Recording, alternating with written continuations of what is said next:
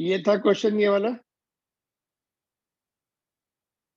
जिसका पार्ट हमने कर लिया था। एक पार्ट बैलेंसिंग लेंथ दी थी आपकी 40 सेंटीमीटर, और ये वाला यहाँ पे था एक रेजिस्टेंस। यहाँ पे दूसरा डायग्राम बना रहा हूँ। इधर वाला 60 दिया था, ये आर हम लोगों ने 40 निकाल लिया ना। फिर नीचे जो वायर है इसका रेजिस्टेंस कितना आएगा? देखो ये 100 सेंटीमीटर की वायर है ये वाली। Can you see this? इसका 1 ओम पर सेंटीमीटर, तो 1 सेंटीमीटर का 1 ओम, तो 100 सेंटीमीटर का 100 ओम, तो this will be 100। Are you getting this point? इसको छोड़ना नहीं है, नहीं तो तुम्हारा आंसर रॉन्ग हो जाएगा। नाउ करंट निकालना है drawn from the battery of EMF how much? 10 volt. तो ये 100 है ऊपर का, और ये भी 100 है, तो 100 इन पैरेलल 50 हो जाएगा। आर नेट विल बी 50, तो I will be V by R. V is 10, R is 50, so that comes to be 0.2 ampere. आया था ये? Could you get this? 0.2 ampere is the current drawn from battery, और जिसमें से आधा इधर चला जाएगा, हाफ इधर चलेगा, 0.1 ऊपर चलेगा, 0.1 इसमें चला जाएगा मीटर ब्रिज वायर में। क्लियर? तो इसमें generally we overlook this one, इसको हम छोड़ ही देते, but this wire also has the resistance, उसमें भी करंट जाएगा, उसका भी इफेक्ट होगा, है ना? क्लियर? ये जो वायर है पोटेंशियोमीटर की, ये जो वायर है कौन से मटेरियल की बनाते हैं? Constantan, eureka, manganese. वाई? इनका अल्फा कम होता है। याद है कुछ? करंट इलेक्ट्रिसिटी, अरे देव तुम लोग हो कि नहीं लाइन पर? Yes, sir. Yes, sir. तो हम लोगों ने पढ़ा था टेम्परेचर कोएफिशिएंट ऑफ रेजिस्टेंस, है ना, जिनका ये जो अलाय होते हैं कॉन्स्टेंटन, यूरेका, मैंगनीज, इनका अल्फा कम होता है। अल्फा कम होने से क्या है? Less change in the resistance with temperature.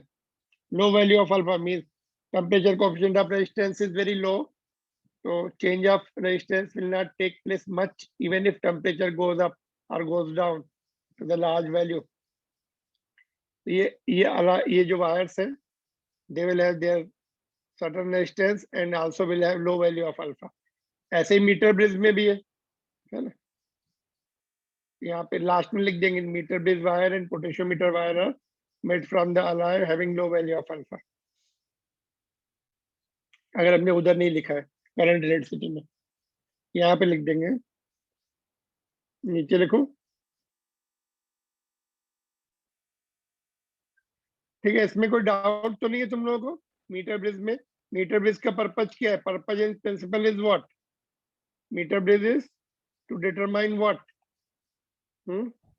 जल्दी से बताओ, what is the purpose of metre bridge? Unknown resistance. To determine unknown resistance.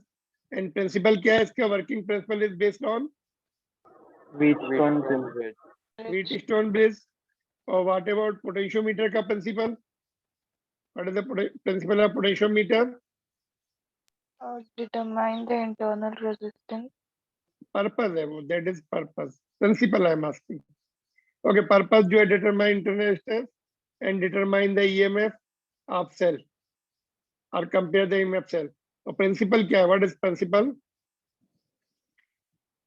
Potential drop is directly proportional to length in the uniform wire carrying the current, है ना? Constant current flows in the uniform wire, then potential drop or potential difference बोलना चाहिए, between 2 points is directly proportional to distance between the 2 points. All right, तो यहाँ तक हम लोगों ने तो अभी आगे देखते हैं। न्यूमेरिकल और कोई पेंडिंग है, जल्दी से बताओ। Any other numerical was there? बाकी तो मैंने बोला था कर लेना अपने आप कंप्लीट, ये वाला हो गया होगा, ये तो डिस्कस ही हो गया था क्लास में। एंड मीटर बेस में मैंने बताया था कि बहुत वेरिएशन हो सकते हैं व्हीट स्टोन बेस वगैरह में, है ना। यहाँ पे पैरेलल रेजिस्टेंस लगा देंगे, पहले बोलेंगे पैरेलल लगा के बैलेंस करो उसको, या सीरीज में लगाना पड़ेगा बैलेंस करने के लिए, है ना। तो बहुत सारे वेरिएशन होते हैं मीट व्हीट स्टोन बेस में। More numericals you do, more practice it will be done.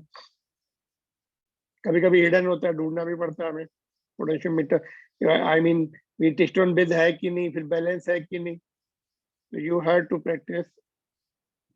ठीक है, तो now we are going to see the purpose, ये वाला comparing EMF of two cells. तो देखो ये यहाँ से सर्किट देखते हैं। ये तो ये जो बैटरी है बी और ई सिंबल, तो this is the potentiometer battery. इसको ड्राइवर सेल भी बोलते हैं because it will be constantly driving the current. इसमें करंट कॉन्स्टेंटली इधर चलता रहेगा आई।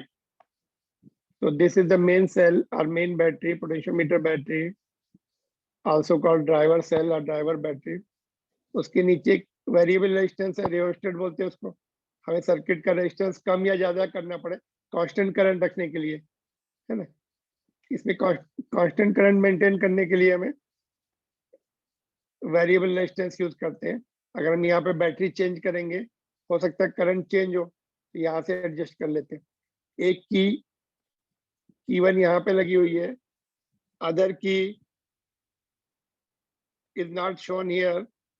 नेक्स्ट उसमें सिचुएशन में दूसरी की भी रहेगी, ये टू। ये बैटरीज यहाँ पे लगी है, देखो E1 एंड E2, जिसका हमें रेशियो निकालना है। These are the batteries E1 and E2। ये E1 and E2 should be less than E। ये बैटरी का EMF है, जो पोटेंशियोमीटर बैटरी है और B, उनसे कम होना चाहिए हमेशा। इसका जो है पोटेंशियोमीटर, अपना पोटेंशियोमीटर बैटरी का EMF शुड बी मोर, तभी बैलेंसिंग पॉइंट हमें ए एंड सी के बीच में मिलेगा। अदरवाइज बैलेंसिंग पॉइंट ही नहीं मिलेगा इसका बैटरी का EMF अगर कम पड़ गया तो that is one of the precautions we will write at the and.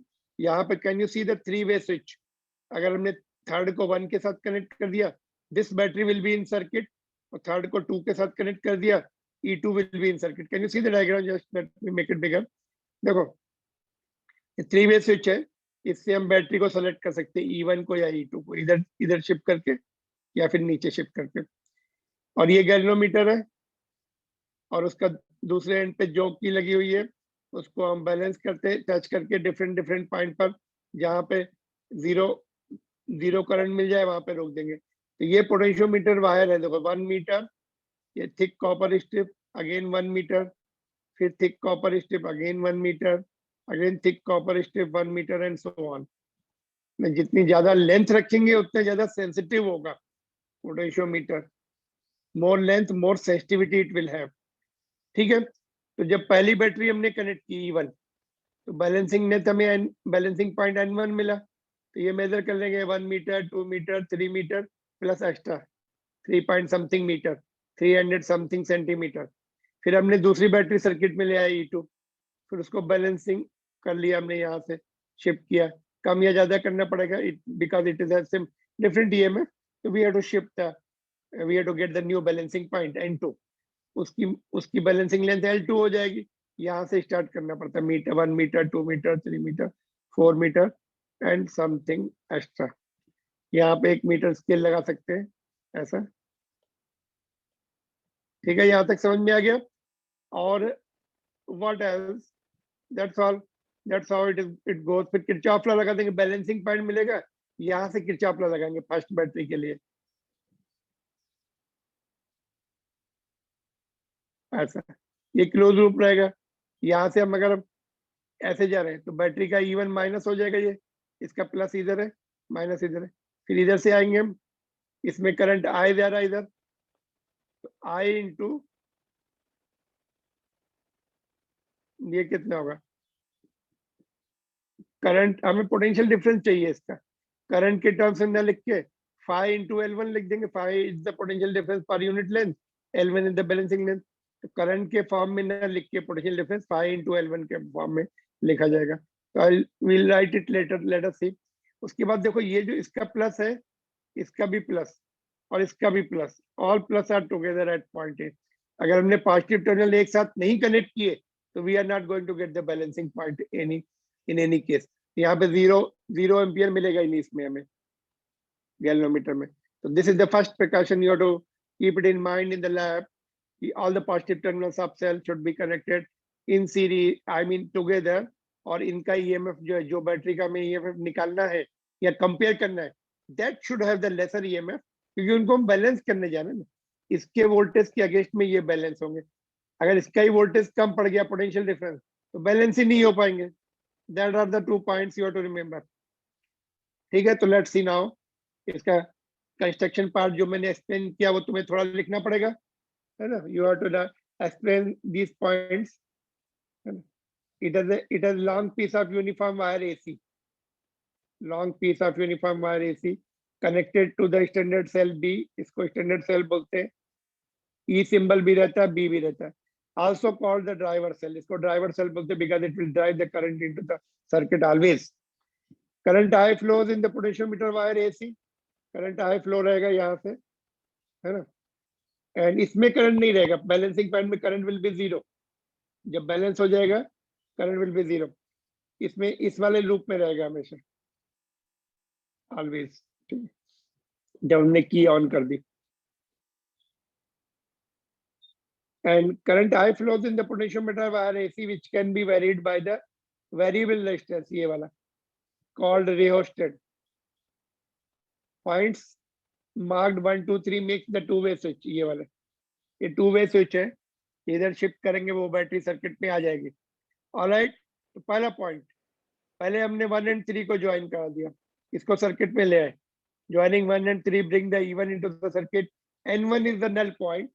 N1 null point. Null point means balancing point. Null means zero ampere इसमें दिखाएगा गैल्वेनोमीटर में. And L1 is the balancing length. मैंने बताया ये total add करनी पड़ेगी यहाँ से लेकर यहाँ तक. L1 is the balancing length using the Kirchhoff law for the loop A13. यहाँ से A13, then galvanometer, then N1, and then your वापस back to A. ये इसमें तो करंट है ही नहीं ऊपर वाली ब्रांच में, है ना. इसमें बैटरी है केवल E1. तो बैटरी के नेगेटिव टर्मिनल से गए और फिर यहाँ पर जब इधर जा रहे हैं या तो I इंटू रेजिस्टेंस से निकालो. But we know the phi is the potential gradient. 1 centimetre का पोटेंशियल डिफरेंस. तो L1 सेंटीमीटर का phi1 into L1, phi into L1. और करंट के अगेंस्ट में जा रहे हैं. Current will be coming downward, we are going up, इसलिए प्लस. A से N1 का potential difference will be phi into L1, that is plus because we are going to the positive terminal. इधर positive की तरफ जा रहे हैं, high potential की तरफ जा रहे हैं. तो यहाँ से इक्वेशन मिल गई. phi1 is equal E1 is equal to phi L1. This is the equation 1. Similarly equation 2. Similarly जब हम 2 and 3 को सर्किट में लाएंगे नीचे, E2 will be in the circuit and then N2 is the new balancing point, null point. L2 is the new balancing length. And second loop में जाएंगे तो second loop की बैटरी, आई मीन सेकेंड जो battery है उसके loop में जाएंगे तो -phi2, सॉरी -E2. और पोटेंशियल ग्रेडियंट तो सेम रहेगा बट उसका पोटेंशियोमीटर वायर का. phi balancing length is L2, तो उसको मल्टीप्लाई कर दिया इसके साथ, इज इक्वल टू 0, है ना. इसमें L1 था, इसमें L2 है. तो ये इक्वेशन मिल गई. E2 is equal to phi L2. Divide कर दो दोनों को. E1 by E2 ही तो निकालना था. This is easier comparatively. Equations easy है, एक जैसी इक्वेशन बना ली और डिवाइड कर दिया तो हमें डेरिवेशन मिल गया. तो that's what is the derivation. Comparatively easy one. इसमें कोई डाउट है तो पूछ लो. किरचॉफ लॉ से हमने इक्वेशन बनाई.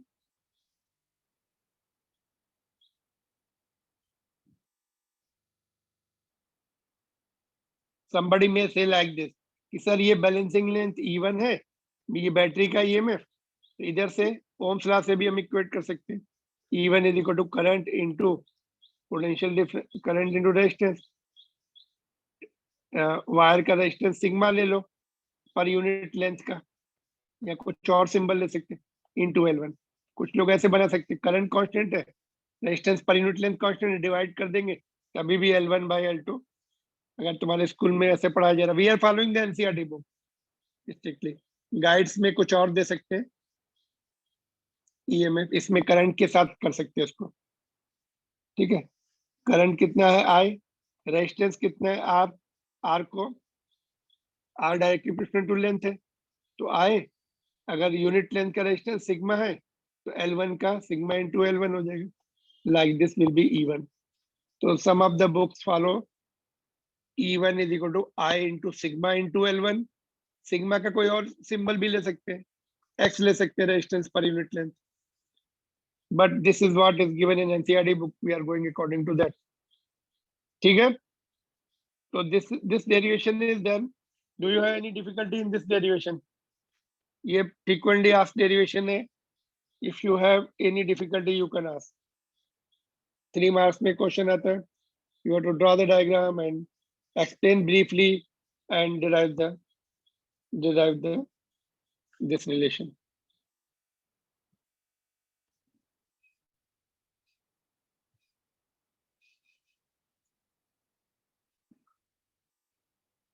Done?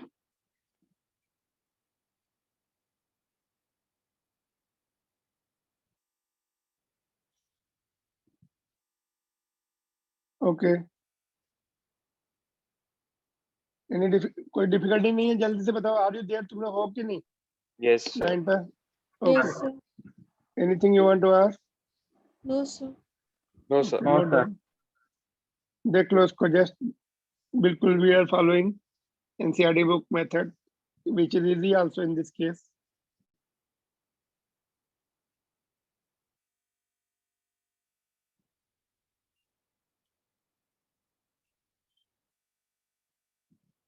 So this you can practice without seeing, इसको प्रैक्टिस करो, बोर्ड्स में आता है ये, और न्यूमेरिकल्स भी डायरेक्ट, न्यूमेरिकल्स भी देखते हैं अभी हम इसके।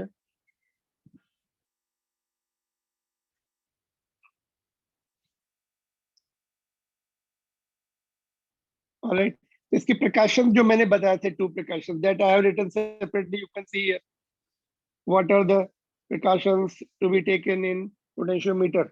शॉर्ट क्वेश्चन पूछ सकते हैं या उसी में पूछ सकते हैं। तो all the positive terminals I told you should be together, otherwise you will not get the balancing point. Balancing point ही नहीं मिलता फिर वो, अगर तुम्हें all the positive terminals are not taken together. And दूसरा क्या बताया था, EMF of potentiometer cell ERB should be greater than EMF of E1 and E2। Battery का जो मेन सेल है, driver cell we also call it, that should have the more EMF as compare to जिनका हमें ratio निकालना है। Otherwise balancing point ही नहीं मिलेगा, you keep doing the practice, है ना, बैलेंसिंग पॉइंट मिलेगा नहीं, you cannot perform that experiment. Other precautions you can also right, ये 2 मेन प्रिकॉशंस है ना, बाकी की को स्लाइड नहीं करना है पोटेंशियोमीटर वायर पर, otherwise it will become non uniform and experiment will not give you proper results and so on। All the connections should be tight, battery should be charged and properly charged, and key one after the experiment you just switch off the key, otherwise battery will get discharged, है ना। की इस की को बंद कर दो, नहीं तो कांस्टेंट करंट फ्लो होता रहेगा, बैटरी विल गेट डिस्चार्ज, ठीक है। तो ये सब पॉइंट्स ओके। ये क्वेश्चन देखो, what is the effect on balancing point if galvanometer resistance is increase और internal resistance of E1 and E2 is increase. अगर गैल्वेनोमीटर का रेजिस्टेंस बढ़ा दो या फिर E1 एंड E2 का रेजिस्टेंस, इंटरनल रेजिस्टेंस बढ़ा दो, what is the effect on the balancing point? Quick answer दो, important question। अगर हमने गैल्वेनोमीटर का रेजिस्टेंस बढ़ाया या कम किया तो बैलेंसिंग पॉइंट में क्या क्या चेंजेस आएंगे? आंसर इज, बोलो जल्दी से, can you predict the answer? No change. Why no change? somebody can reply why no change? Because no current flows in that branch. Galvanometer branch में करंट ही flow नहीं होता है. जब बैलेंसिंग कंडीशन आ गई, no current flows. Is it visible? दिख रहा है तुम लोगों को? आंसर लिखा है, can you see? Yes, sir. देखो, no change because no current flows in the branch. So whether resistance goes up or goes down is not going to make any difference in the balancing point.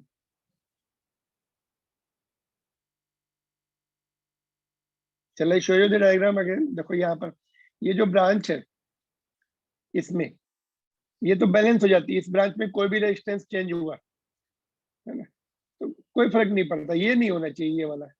ये change हुआ तो current change हो जाएगा. Current change हो गया तो balancing length change हो जाती है.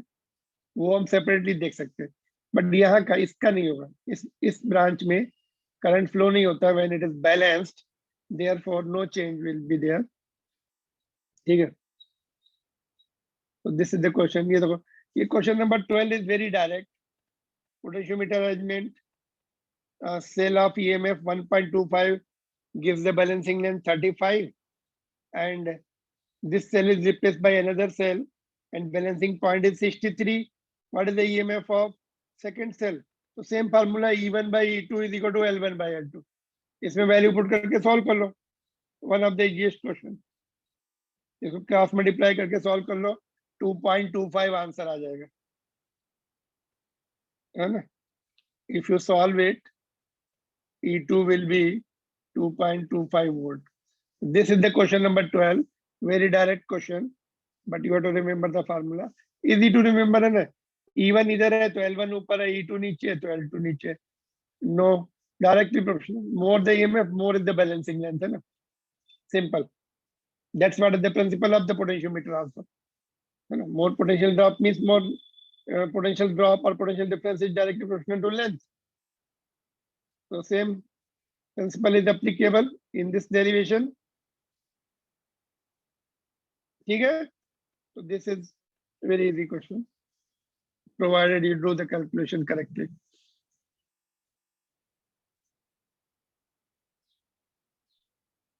तो ये वाला क्वेश्चन देखो.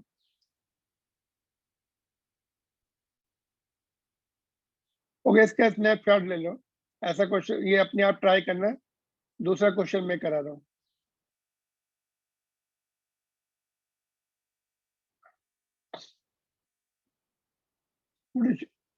Potentiometer wire. Okay, let me go through.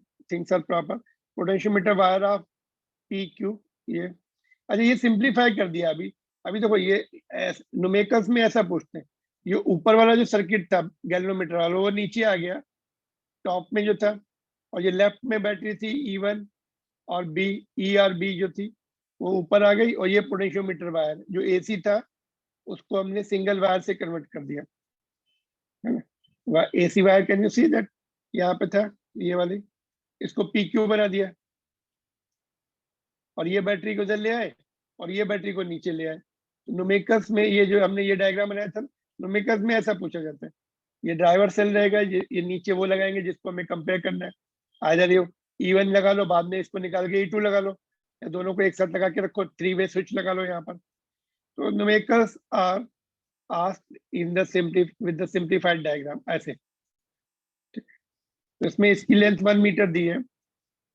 is connected to the extended cell E1, ये E1 है. Another cell E2 is of 1.02 volt is connected as shown with the resistance R and switch S. ये resistance R है, switch S यहाँ पर है. With the switch S open, ये open है अभी. Null point is obtained at 51 centimeter. ये 51 centimeter. L is 51 centimeter. Calculate the potential gradient of the potentiometer wire. Potential gradient is phi. कैसे निकालेंगे बोलो? It is potential difference divided by length. तो ये potential difference दिया है, ये length दी है, इसी से काम चल जाएगा हमें. पूरी वायर का पोटेंशियल ग्रेडियंट नहीं दिया है, इतने पूरी वायर का पोटेंशियल ड्रॉप नहीं दिया है, तो इतना दिया है ना पोटेंशियल डिफरेंस, उसकी लेंथ भी दी है, तो यहाँ से पोटेंशियल ग्रेडियंट मिल जाएगा हमें। तो लेट्स सी, चलो देख लेते हैं इसको। ओके, तो ये यहाँ से मिल जाएगा 1 पॉइंट, ओके जस्ट टेंटेटिवली निकाल लेते हैं। 1 पॉइंट पोटेंशियल डिफरेंस 1.02 है, ये लेंथ कितनी है 51, तो 0.51 आ जाएगा, तो ये 2 वोल्ट पर मीटर हो जाएगी potential gradient. Second part, EMF of cell E1 निकालना है, तो यहाँ से यहाँ तक इसका ड्रॉप हो रहा है, पोटेंशियल ग्रेडियंट तो मिल ही चुका है 2 वोल्ट, मल्टीप्लाइड बाई इसकी कितनी लेंथ है 1 मीटर, है ना। तो E1 will be, okay, E1 will be 5 into length of PQ, क्योंकि इसका पूरा यहाँ पे ड्रॉप हो रहा है PQ में, तो 2 इंटू 1 दैट्स 2 वोल्ट, ठीक है। तो स्विच, ओके, ये हो गया EMF of E1। In fact you should have solve, तो प्रैक्टिस होती है, नहीं तो when I explain you will not, anyway without seeing you can solve it later, अभी नोट कर लो, फिर you just try without seeing my solution. Then third one is when switch S is closed, will the null point move towards P and Q? इसका answer आप लोग दो। ये switch S को close कर दिया, ये जो पॉइंट है इट विल मूव लेफ्ट और राइट, क्विक आंसर दो थर्ड पार्ट का। अरे there, Yes, sir. Yes, sir. बोलो। जब हमने Yes. स्विच एस को क्लोज कर दिया तो पहले तो करंट इधर से जा रहा था ना, अभी okay, anyway I am not giving any hint. इसको स्विच क्लोज करने से नल पॉइंट पे क्या इफेक्ट पड़ेगा?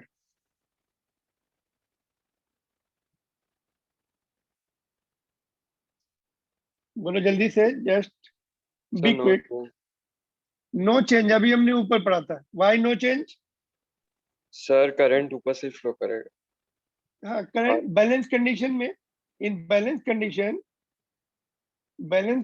No current flows in the lower, in the galvanometer branch, इसमें करंट ही नहीं जा रहा है ना। You are switching it, switch को ऑन कर दिया, in other words what they are telling you कि रेजिस्टेंस कम कर दिया हमने सर्किट में, but once current doesn't flow, any change in that circuit in the resistance is not going to make any difference. Third part was very direct, है ना। तो ये CBSE बोर्ड एग्जामिनेशन का क्वेश्चन है, this was asked long time ago, काफी पहले पूछा गया था, but this is good question. इसमें फंस जाते कि अरे कहाँ से स्टार्ट करना है, कैसे करना है, क्या करना है, तो that's you should know, and after some time you solve it without seeing my solution. So you can mark it important. दिख रहा है तुम्हें नीचे? Can you read it? Shall I make it dark?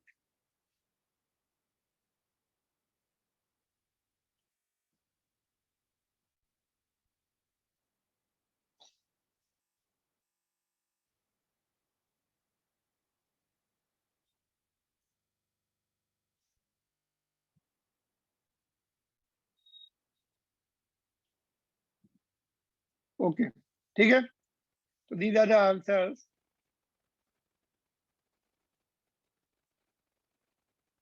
Let's see one more problem of NCERT book.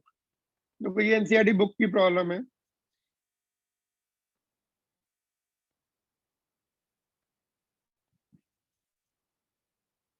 इसमें okay, ये यहाँ पर 2 volt दिया है, अच्छा इसमें भी सेम वैल्यू दिए 1.02। प्रॉब्लम नंबर 22, ये सब सेटअप दिया हुआ है तुम्हें, 2 वोल्ट की बैटरी है ये, है ना। रेजिस्टेंस, इंटरनल रेजिस्टेंस 0.4 है ना, और पोटेंशियल ड्रॉप दिया है। तो ये go through the all the parts, you practice it. इसमें इट में be ask 1 or 2 parts can be asked in the board examination, है ना। ये सब गो थ्रू एंड देखो, इसको सॉल्व करने की कोशिश करो जी। इसमें भी कुछ पार्ट तो वही है, इसको बंद कर दिया तो बैलेंसिंग पॉइंट पे क्या इफेक्ट होगा, है ना, तो no change and so on.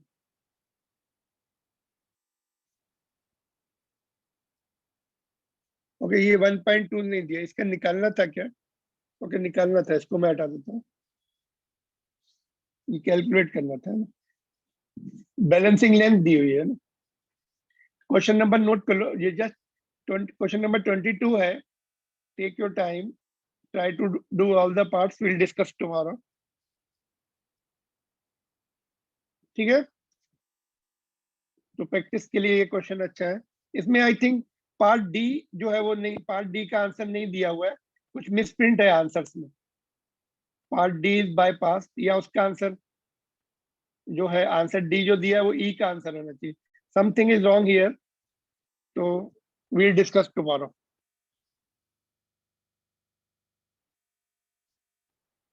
ठीक है, तो प्रैक्टिस करो इसको। Second application is the determining internal resistance of cell. दोनों में से एक एप्लीकेशन, एक डेरिवेशन आता है बोर्ड्स में, this is also important.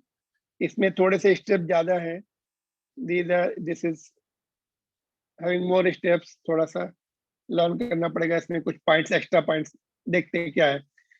Now यहाँ पर क्या करते हैं, ओनली सिंगल सेल हमें यहाँ पर दैट ई, इसका इंटरनेशनल आर निकालना है। इसके पैरेलल में एक की और लगा देते हैं, की 2, रेजिस्टेंस बॉक्स लगा देते हैं, उसका रेजिस्टेंस एस सेलेक्ट करते हैं हम उसमें से। You can change it, but are you can say यहाँ पे रेजिस्टेंस एस कनेक्ट कर दिया, सिंपल पैरेलल रेजिस्टेंस एस है ना। ये थोड़ा सा कॉम्प्लिकेट किया है इस टेक्स्ट बुक में। रेजिस्टेंस बॉक्स उसका रेजिस्टेंस एस है, और simply you can use parallel resistance S parallel to the battery, जिसका इंटरनल रेजिस्टेंस हमें निकालना है।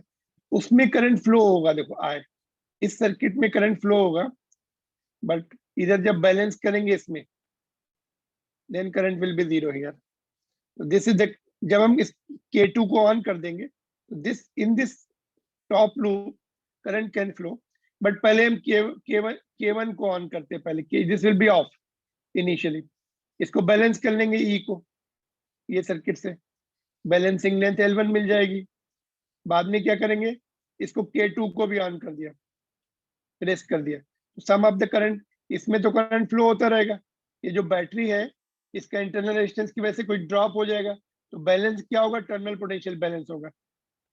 टर्मिनल पोटेंशियल पहले में नहीं, हमें बैलेंसिंग लेंथ ज्यादा मिलेगी L1 फर्स्ट केस में। सेकंड केस में जब टर्मिनल पोटेंशियल बैलेंस होता है तो बैलेंसिंग लेंथ कम हो जाती है, क्योंकि यार इंटरनल रेजिस्टेंस में ड्रॉप हो जाएगा। when we switch on this K2, this key also, so this circuit is complete, ऊपर वाला, तो some current will be flowing in this circuit। इसमें I लिया है, इसमें स्मॉल I ले लो, ऐसे करंट की जरूरत ही नहीं पड़ती हमें। But if we want to show the currents, here it is small I, इसमें भी I स्मॉल I रहेगा, ऊपर वाले लूप में कैपिटल I ले लो। ठीक है, तो इसमें जब करंट कंटिन्यूअसली फ्लो हो रहा है, ये battery, can you see this battery, इसका इंटरनल रेजिस्टेंस की वजह से ड्रॉप हो जाएगा, तो क्या बैलेंस करेंगे सेकंड केस में, टर्मिनल पोटेंशियल बैलेंस करेंगे। तो ये N2 will be the L2, balancing length will be L2, that will be directly proportional to L2। पहले क्या है, जब ये की ऑफ है तो E बैलेंस हो रहा है, देन फर्स्ट केस में E will be directly proportional to L1। These are the differences, two points. Single battery है तो देखो यहाँ पर first one is same. Okay, introduction ये हमने दे दिया, यहाँ पर रेजिस्टेंस बॉक्स का S is the its resistance, यहाँ का रेजिस्टेंस एस है, and R be the internal resistance of battery, E to be determined, इसका इंटरनल रेजिस्टेंस हमें निकालना है, आर स्मॉल आर। और विथ K2 ओपन, इसको ओपन रखना है अभी, ओपन मतलब ऑफ, ओपन मतलब ऑफ, उसको अभी प्रेस नहीं करना है, ओपन रखना है, ऑफ रखना है। Late balancing length is L1, AN1, देखो यहाँ पर ए से लेकर A the starting point N1 from Kirchhoff law, फिर से वही लगाओ ऊपर वाले, ऐसे सॉरी नीचे वाले लूप में, ये वाले में। अगेन बैटरी के नेगेटिव टर्मिनल से निकले ई, और यहाँ से यहाँ तक का पोटेंशियल ड्रॉप, पोटेंशियल डिफरेंस कितना होगा, 1 सेंटीमीटर के लिए तो total centimetre is L1, balancing length centimetre में ही है यहाँ पर, या मीटर में कन्वर्ट कर सकते हैं. Find the potential difference per metre, तो L1 will be total metre, balancing length metre में कन्वर्ट करके मल्टीप्लाई करो. तो ये इसका पोटेंशियल डिफरेंस आ गया, ये इतनी वायर का. तो दोनों का सम इज 0 क्लोज लूप में, one is negative other is positive. तो E is phi L1, ये सेम है जो ऊपर हमने इक्वेशन बनाई थी, it is same, but different is this one. जब हम पैरेलल रेजिस्टेंस S सर्किट में ले आते हैं ऊपर वाला, जब इसको सर्किट में ले आएंगे, आई टोल्ड यू इसमें करंट फ्लो होता रहेगा. क्या बैलेंस होगा? Terminal potential. तो terminal potential will be balance. Now let me see what I have written. With K2 close, cell E sends current I in the resistance S, parallel resistance S. If V the terminal potential of cell E and L2 that is AN2, ये वाला कम हो जाएगी, it will decrease. Is balancing length. Then from the Kirchhoff law again, यहाँ पे V लिखेंगे. पहले हमने E लिया, अभी उसका टर्मिनल पोटेंशियल ही बैलेंस हो रहा है, और प्लस phi into L2. तो V is equal to phi into L2. Divide कर देंगे दोनों को. E by V will be L1 by L2. ये हमें पुट करना पड़ेगा नेक्स्ट इक्वेशन में. ओके, डेरिवेशन देखो यहाँ तक ही है. जस्ट लेट मी कंटिन्यू, फिर पूरा एक साथ दिखाता हूँ. तो दोनों इक्वेशन को डिवाइड कर दिया 1 और 2 को, तो हमें क्या मिला? E by V is equal to L1 by L2.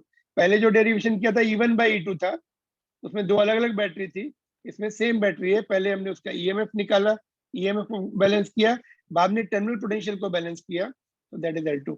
Now हमें इंटरनल रेजिस्टेंस का फार्मूला पहले डिराइव करना पड़ेगा, उसमें वैल्यू पुट करनी पड़ेगी E by V के टर्म में. तो ओम्स लॉ से हम इंटरनल रेजिस्टेंस का फार्मूला बना सकते हैं. देखो, using Ohm's law in the upper loop, ये वाले लूप में, इस वाले में, तो क्लोज लूप है, क्लोज लूप में current will B I will be E into total resistance, internal resistance plus S. तो ये आ गया, और केवल हम यहाँ से यहाँ तक लगा सकते हैं Ohm's law. V is equal to I into S हो जाएगा. यहाँ से यहाँ तक भी ओम्स लॉ लगा सकते हैं, पूरे लूप के लिए भी लगा सकते हैं. तो दोनों को लगा के डिवाइड कर देंगे, तो हमें E by V मिल जाएगा. तो ये पहले क्लोज लूप के लिए लगाया, V is equal to IR, V is equal to I into R. तो यहाँ पे जब EMF लेते हैं तो इंटरनल रेजिस्टेंस भी बैटरी का आ जाता है ना, ये वाला. V की जगह EMF, I और R की जगह total resistance including internal resistance. और ये ऊपर पार्ट के लिए देखो, यहाँ तक के लिए बस ये इतने इसके लिए, या यहाँ से यहाँ तक बोल सकते हैं. ये अभी टर्मिनल पोटेंशियल ये ऐसे आ जाएगा V बीच का, है ना. और you can say it here to here, because यहाँ पे तो कोई ड्रॉप हो नहीं रहा. यहाँ से यहाँ तक V is equal to I into R, R की जगह S है, तो V is equal to I into S. इनको भी डिवाइड कर दो E by V. हमें E by V he put करना है बाद में. डिवाइड कर दिया, I कैंसिल हो गया, यहाँ पे R plus S upon S, इसको पार्ट कर लिया दो पार्ट में, R by S plus S by S 1 हो गया. इस 1 को इधर शिफ्ट कर देंगे, तो E by V minus 1, right side में क्या बचा? R by S. फिर S को भी इधर शिफ्ट कर दो, तो R का डेरिवेशन कर लिया हमने, किसका? इंटरनल रेजिस्टेंस का. अगर तुम सपोज डेरिवेशन ये पार्ट भूल जाते हो, तो then you can remember this, half marks may be cut, but don't leave the derivation. ये फार्मूला लर्न, इंटरनल रेजिस्टेंस का लर्न कर लो. R is equal to S E by V minus 1. तो E by V की value ऊपर से put की, कहाँ से? देखो ये वाली वैल्यू E by V की पुट कर दी, तो R is equal to S parallel resistance S L1 divide by L2 minus 1. तो this is what is the important derivation. इसमें देखो दो पॉइंट क्रूशियल है, एक तो में टर्मिनल पोटेंशियल जो हमने निकाला वो, और दूसरा ओम्स लॉ से इंटरनल रेजिस्टेंस का डेरिवेशन करना पड़ता पहले. पूरे लूप के लिए लगाया, अपर लूप के लिए, part of the upper loop के लिए लगा के डिवाइड करके हमने ये निकाला. ठीक है, तो that is very important derivation. Again I told you, diagram तो ऑलमोस्ट सेम है, प्रीवियस डायग्राम जैसा है. उसमें दो बैटरी थी, इसमें एक ही बैटरी है, ऊपर रेजिस्टेंस बॉक्स लगा हुआ है.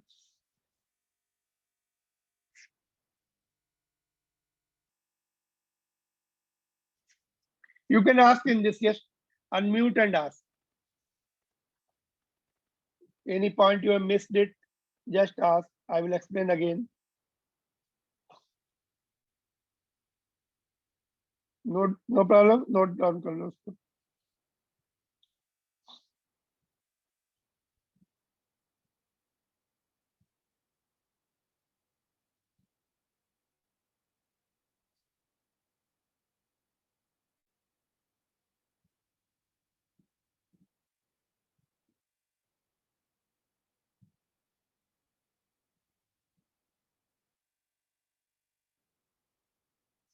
Are you there? तुम लोग हो लाइन पर कि नहीं? Yes, sir. Okay, no any doubt?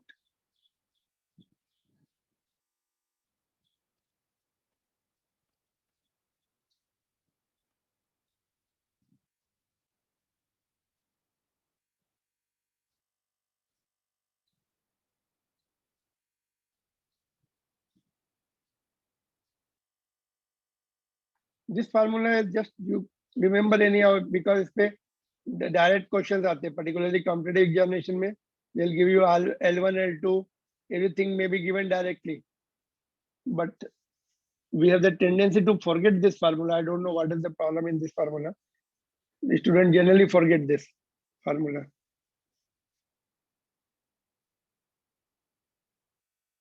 क्या है? internal resistance is equal to parallel resistance S into L1 by L2 minus 1. LCM ले सकते हैं, है ना? But let it be like that only. Don't change it. इसमें भी थोड़ा बहुत explanation दे सकते हैं. Introduction. B is the main potentiometer battery. R is the rheostat. G is the galvanometer. ये थोड़ा बहुत. Of course ये जो extra point है वो उसका तो मैंने explain कर ही दिया तुम्हें. Old points remain same, है ना?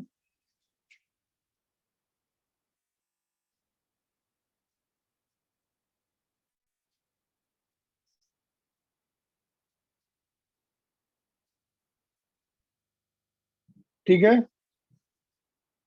Any difficulty so far?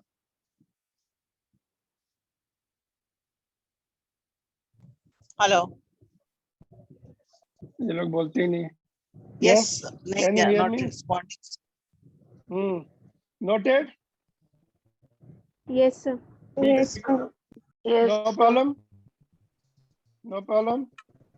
No, sir. No, sir. Okay. इसका देखो बहुत डायरेक्ट न्यूमेरिकल है. Let us see whether you are able to understand or not. देखो ये क्वेश्चन है, इसका ही है कि किसी और टॉपिक का? Let us see. देखो this figure shows 2 volt potentiometer.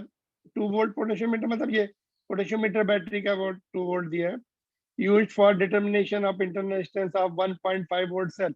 इसका balance point of the cell in the open circuit. जब ओपन सर्किट मतलब जिस समय वो पैरेलल रेजिस्टेंस नहीं है, दैट इज द मीनिंग, है ना?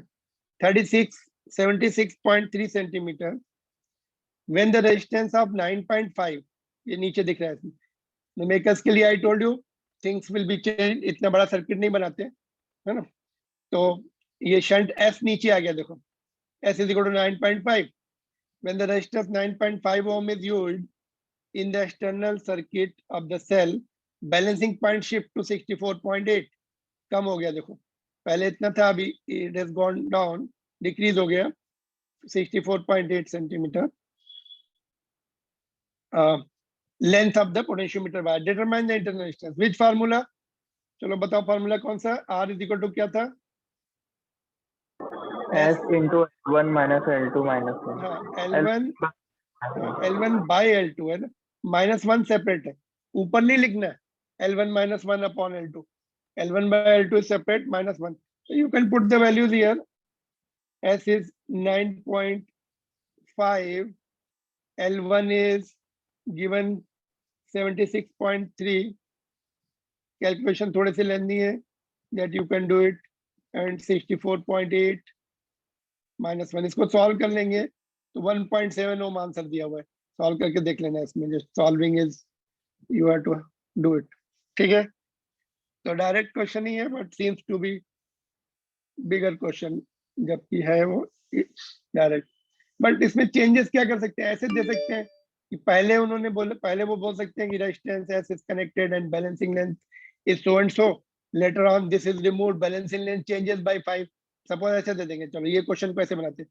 When resistance is in the circuit, parallel resistance is in the circuit, this much is the balancing length. When this is removed, इसको निकाल दिया या स्विच ऑफ कर दिया यहाँ से, then balancing length changes by 10 centimetre. Changes मतलब increase होगी कि डिक्रीज होगी? कॉमन सेंस से जब ये निकल जाएगा तो इंक्रीज हो जाती है. तो थोड़े थोड़े चेंजेस कर सकते हैं इसमें. पहले सर्किट कनेक्ट, पहले ये शंट कनेक्ट, इसको शंट भी बोल सकते हैं ना. पहले कनेक्टेड रहेगा, बाद में रिमूव हो जाएगा तो बैलेंसिंग लेंथ बढ़ती है.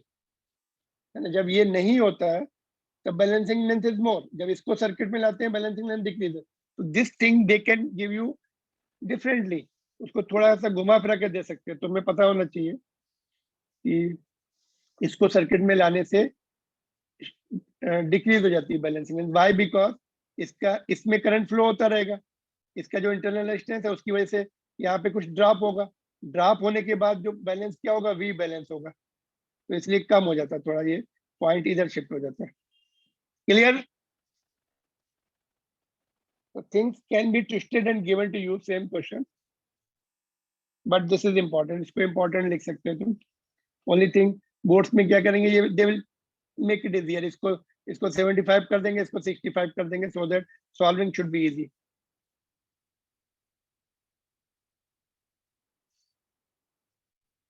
क्लियर? Clear, sir. इसके बाद देखो वी हैव वन, ये क्वेश्चन देखो ट्राई करना है, 3.10 ये बोर्ड में आ चुका है एक बार, थोड़ा सा you have to use the ohm's law and all, थोड़ा सा ट्विस्ट करके दिया है क्वेश्चन, बट इसको थोड़ा प्रॉपर्ली पढ़ के take your time and solve it, it can be again asked in the boards examination. we can discuss in the next classes. 3.10 है, solid example.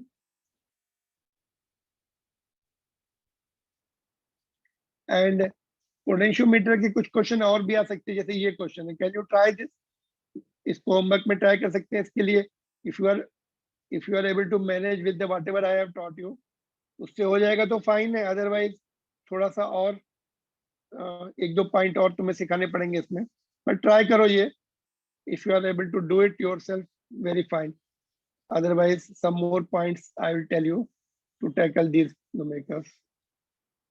ये भी पोटेंशियोमीटर का है।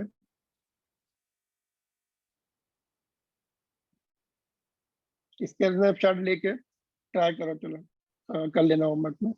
if you are you solve and set, देखते can you manage with that much of whatever I taught you, otherwise एक दो point extra Ohm's law वगैरह use करके कर सकते हैं। ऑलराइट, तो दिस आल्सो यू ट्राई।